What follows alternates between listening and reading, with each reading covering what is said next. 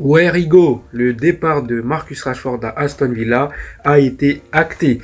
Il était annoncé par AC Milan, Barcelone, Monaco, Fenerbahçe. Beaucoup de clubs étaient là-dessus. Et Rashford a préféré attendre parce qu'il a privilégié FC Barcelone. Du côté de FC Barcelone, il espérait pouvoir vendre Ansu Fati pour avoir le fonds nécessaire pour enregistrer le joueur. Et finalement, on se rapprochait du coup du fin du mercato et il n'y a toujours pas de nouvelles de FC Barcelone. Donc le piste, ça s'est refroidi et il a accéléré la piste Aston Villa qui vient de perdre John Durham qui est parti à Al Nasser.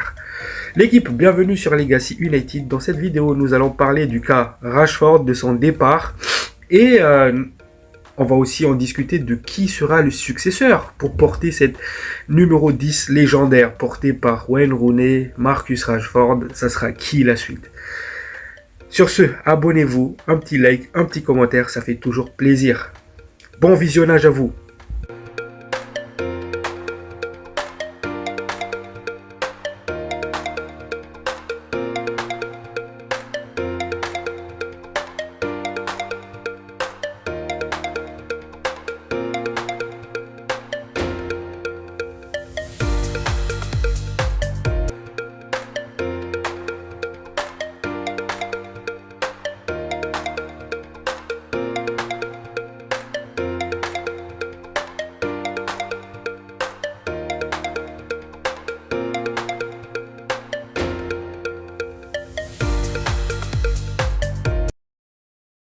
Mes fans mancuniens, bonjour à vous, j'espère que tout va bien pour vous. Pour ce qui est de ma part, je vais bien. Comme je l'ai dit dans l'introduction, nous allons parler du départ de Marcus Rashford. Et oui les amis, pour ceux qui n'est pas au courant, il vient de signer à Aston Villa. Le contexte, c'était que Aston Villa, ils ont vendu leur petit jeune John Durham à plus de 70 millions à Al Nassr en Arabie Saoudite et il fallait un remplaçant du coup à ce départ-là. Donc ils ont jeté leur dévolu sur Marcus Rashford et vous allez voir d'ailleurs le contrat en soi du deal, c'est plutôt bien négocié par Manchester United et on commence à devenir intelligent dans les deals et ça me plaît beaucoup. Donc qui est Marcus Rashford? Marcus Rashford, comment il a commencé? En fait, c'était un petit jeune prodige qui a battu tous les records. Plus jeune buteur en Europe. Et c'était aussi le plus jeune joueur qui a inscrit un doublé en première ligue. Donc, il a battu tous les records de précocité à cette époque-là. Il avait beaucoup d'envie, il avait beaucoup d'explosivité, beaucoup de vitesse, il aimait beaucoup prendre la profondeur, c'était le prodige. Donc, rapidement, il a pris le numéro 11, puis Manchester United lui a donné le numéro 10. Donc, c'était l'enfant du club de Manchester et c'était un gros fan du club. Il était prometteur, il avait le talent et il avait tout pour réussir. Mais c'était un joueur, c'était un joueur irrégulier. Et ce qui prouve son talent, c'était les stats aussi. La combinaison de buts et assists, saison 2015-2016, c'était 11. 2016-2017, c'était 19. Cette fois-ci, c'était sa première saison complète. Donc, il a fait 19 assists et buts. C'est la combinaison des deux à chaque fois. Et du coup, 2017-2018, c'était 23. 2018-2019, c'était 26.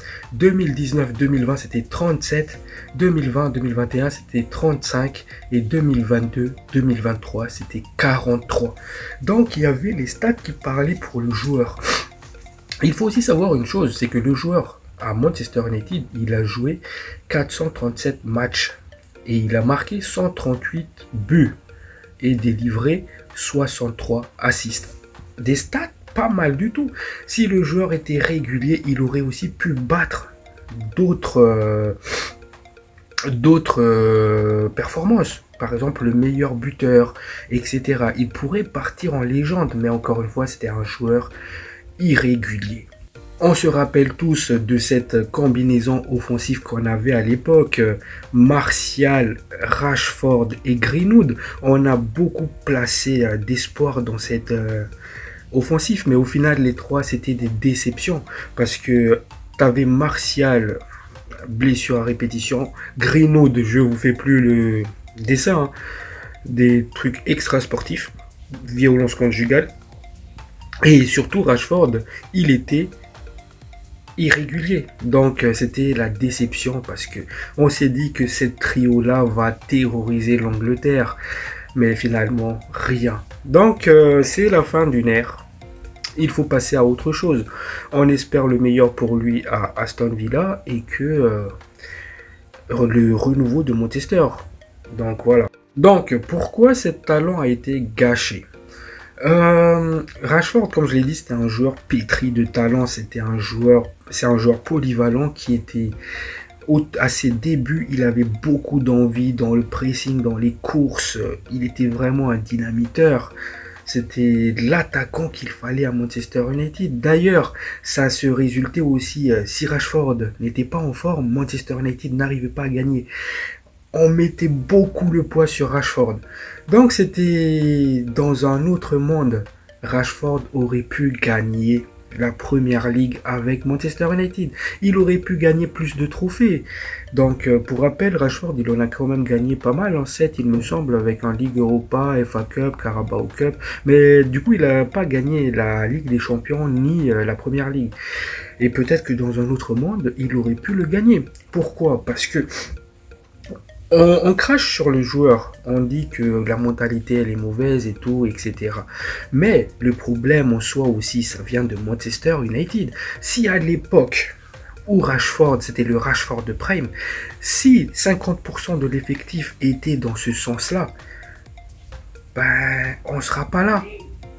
À cette époque-là, on donnait tout le fardeau à Rashford.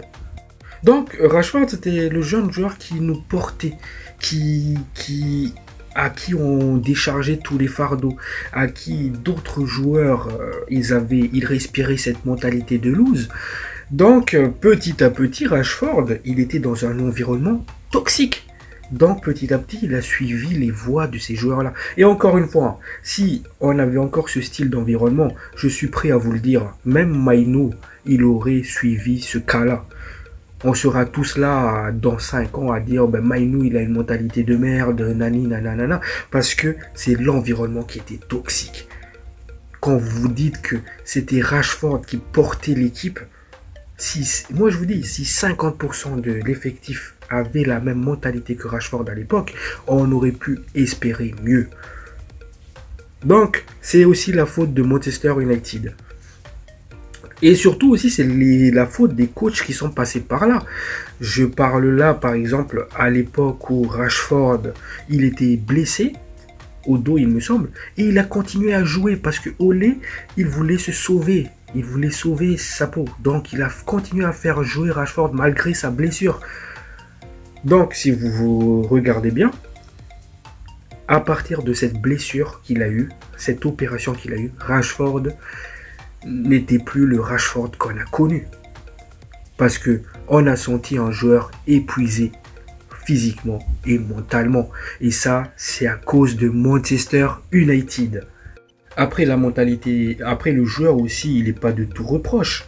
Il avait aussi une mentalité déplorable. Qu'est-ce que j'entends par là? Vous vous rappelez, hein, à l'arrivée de Rangnick commençait déjà à le mettre sur le banc. Donc Rashford, il était plus indispensable à l'effectif, c'était Greenwood et Elanga, il me semble. Donc il commençait à être mis sur le banc et Erik ten Hag, il arrive. Et là, du coup, le joueur, il voulait prouver pour regagner sa place de titulaire et il a fait une saison masterclass. C'est même pas une saison complète, c'est à partir de la Coupe du Monde qu'il était chaud jusqu'à un mois avant la fin de saison. Donc voilà. Il s'est réveillé pendant l'époque où Eric venait d'arriver. Et rebelote, saison d'après, il est parti dans ses travers.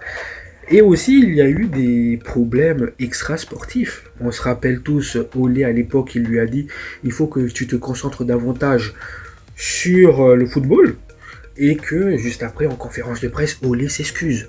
Je tiens à m'excuser à Rashford et à tout ça, à ma famille.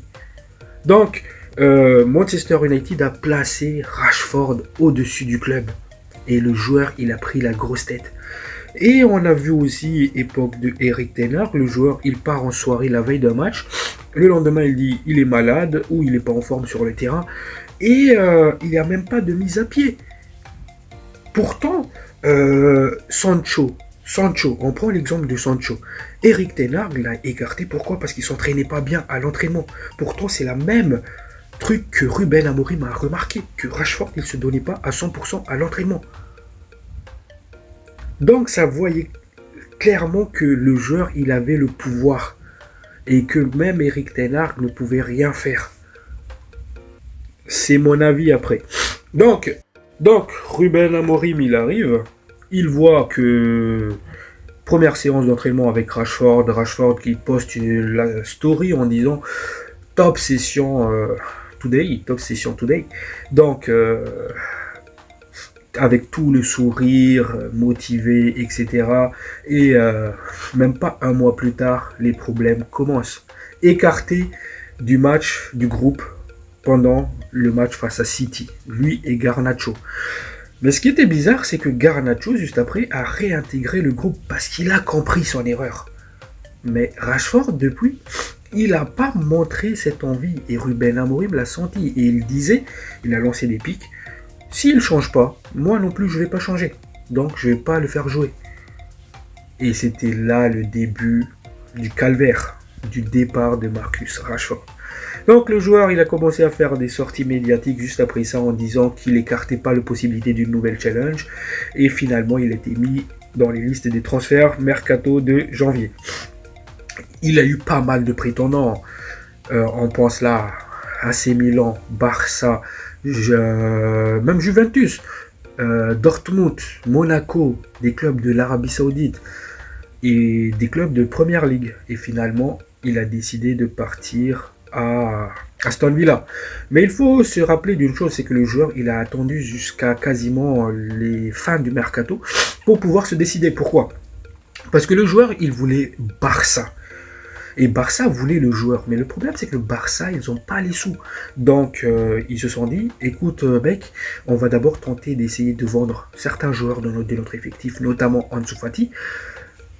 Et une fois que ça sera fait, on va revenir te voir parce que là, on aurait la thune pour t'enregistrer en Liga. Sauf que Ansu Fati, de son côté, il n'est pas décidé à quitter le FC Barcelone. Donc, la piste, elle commençait à se refroidir. Et Aston Villa, ils arrivent. Le joueur, il a fait ses adieux à tout.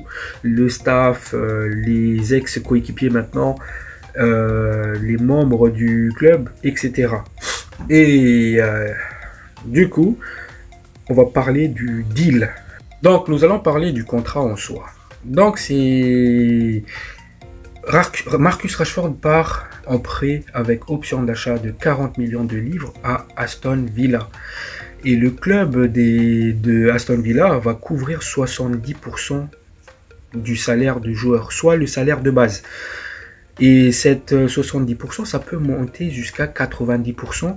Ça dépend du performance du joueur. Si le joueur est performant, Aston Villa peut monter jusqu'à 90% du salaire du joueur. Et il faut se dire une chose, les gars. 70% du salaire de Rashford, sachant que de base, il touche 350 000 livres par semaine. Donc 70%, c'est à peu près 250 000 livres par semaine. Et devinez quoi? Il y a un joueur qui touche le même salaire, De Ligt, 250 000 livres par semaine. Juste pour vous dire à quel point on a surpayé le joueur en fait. Donc voilà, c'est le contrat de base. On n'a pas encore le détail s'il y a une indemnité de transfert ou pas. Parce que selon les sources qui sont apparues hier, il y avait des indemnités de prêt. Mais les sources qui sortent aujourd'hui, qui confirment un peu la chose, surtout Fabrizio Romano, il ne nous parle pas d'indemnité, mais il parle plutôt de 70% de salaire de joueur et ça peut monter jusqu'à 90% selon la performance du joueur. Donc voilà, encore une fois, on lui souhaite le meilleur. dans cette nouvelle expérience et qu'on espère qu'il va réussir à Aston Villa. C'est un enfant du club, encore une fois. Là, l'équipe, c'est vraiment la fin d'une ère.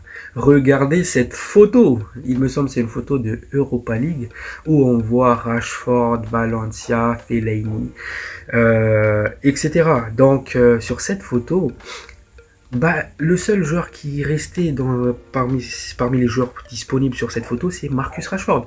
Et maintenant que Marcus Rashford est parti, là, c'est vraiment la fin d'une ère. Donc voilà. Maintenant, l'avenir, qui va porter cette numéro 10 laissée par Marcus Rashford. Donc, moi, j'aimerais bien voir un Kobbie Mainoo porter ce numéro 10. Pourquoi? Parce que déjà, il y avait eu ces discussions-là, ces rumeurs-là qui sont sorties l'été dernier que si Marcus Rashford quittait Manchester United, le numéro 10 allait être donné à Kobbie Mainoo. Et là, du coup, la question, est-ce que ça ne sera pas une fardeau très lourd à porter pour Mainoo? N'hésitez pas à me donner vos avis dans les commentaires là-dessus. Mais pour ce qui est de ma part, je pense que Mainoo, il a les épaules pour prendre ce numéro 10. Et surtout, c'est le numéro qui le revient de droit. Donc voilà, je trouve que il le mérite. Certes, il n'a pas encore prouvé, il est vraiment prouvé pour le mériter. Mais je trouve que dans la logique, il faut lui donner ce numéro 10. Donc voilà. Au lieu de faire comme Mount, vous savez, il arrive, on lui donne le numéro 7. Donc voilà. Vaut mieux que c'est un enfant du club qui porte ce numéro 10. Voilà, c'est ce que je pense encore une fois. N'hésitez pas à me faire vos retours dans les commentaires. Sur ce, prenez soin de vous. Ciao, ciao.